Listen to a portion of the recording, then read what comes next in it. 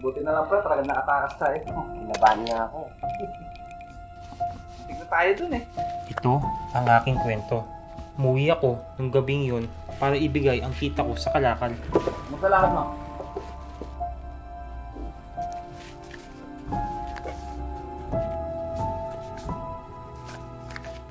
Ito lang? Madalas akong kagalitan at gulpihin.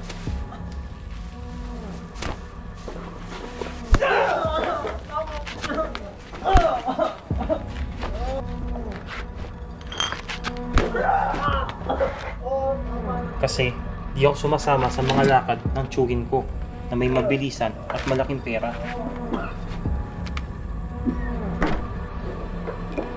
Pwede lang talaga.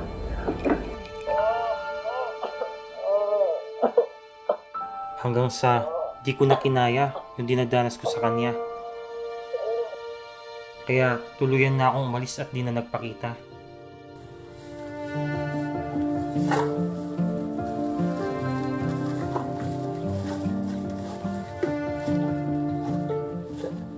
Mas lalo akong naging laman na lansangan. Naghahanap ng pwedeng ibenta para di ako matulad doon sa nilayasan ko. May karakal ka na eh. Hindi po, sakto mo po. Oo, wala sa maruming basura. Maliit lang na halaga, pero malinis na pera.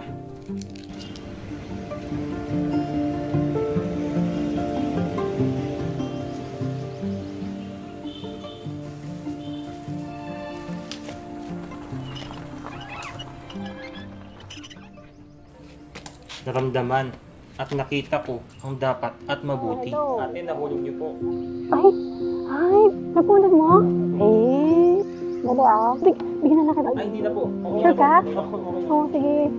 Salamat sa Diyos. Sige. Gawang mabuti na di na pinababayaran.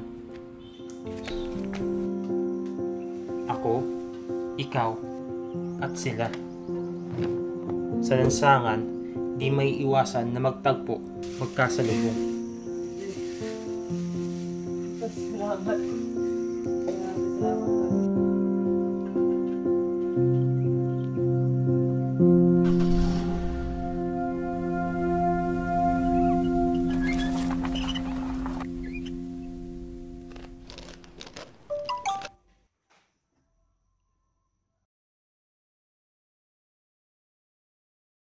Minsan, may mga sitwasyon din na di maiiwasan at mag-uunay sa atin.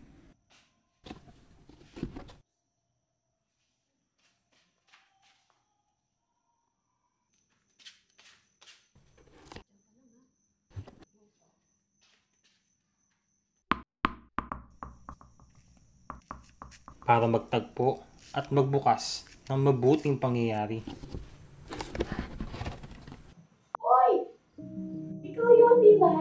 Hihilig ka dito. Halika, pasok ka.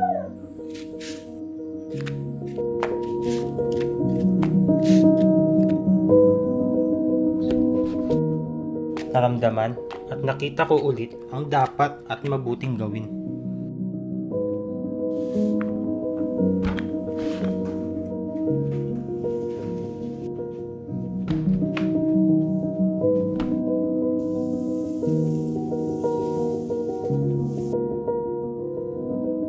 Nalaman ko kay Ate Ruby na sa utak pala ang apektado kay Ritan.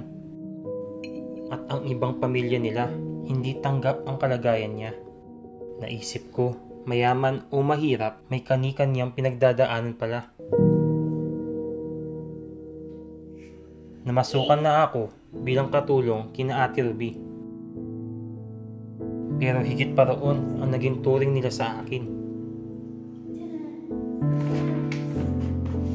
Naging bahagi ako ng isang pamilya.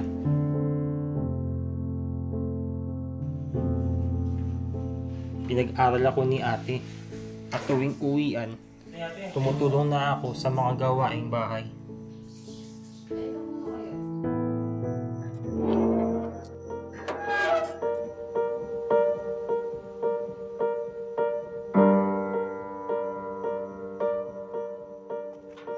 May tila pangadib man sa paligid.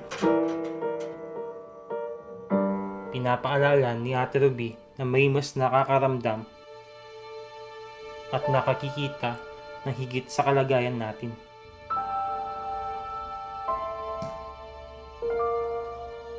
Yun ay ang Panginoon.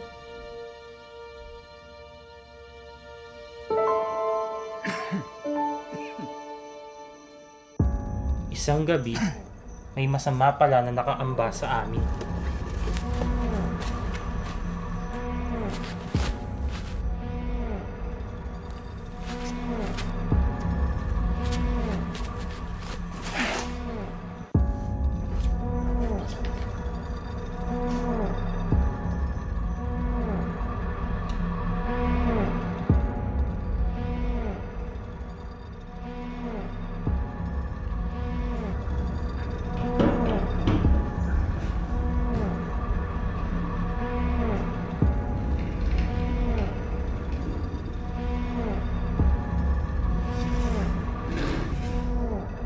Di bali sana kung mga gamit lang sa bahay ang mawawala.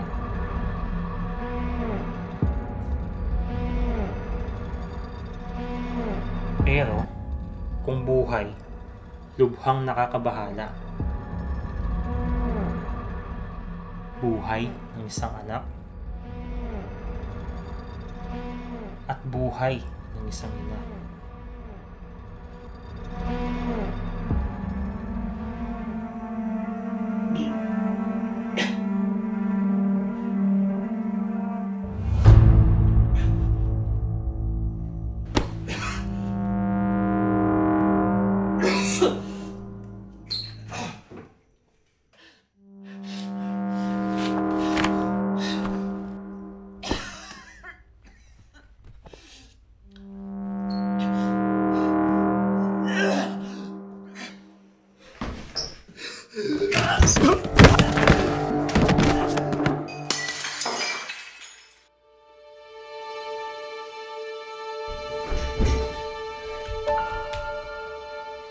Hello?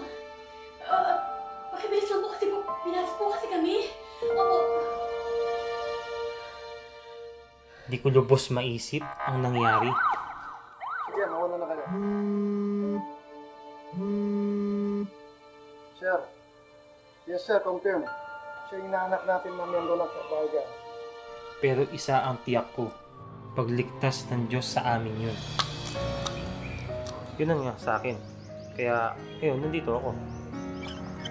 At gusto din ni Ate Ruby na tulungan ka namin para di ka na nag-iisa. Oh, hindi na pa sila Ate Ruby.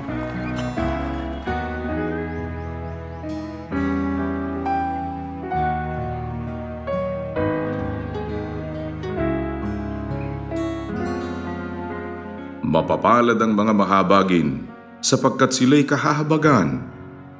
Mateo 5:7. Magmaawain kayo, gaya naman ng inyong ama na maawain. Lucas 6:36. Pinapagmamag-anak ng Diyos ang mga nag-iisa.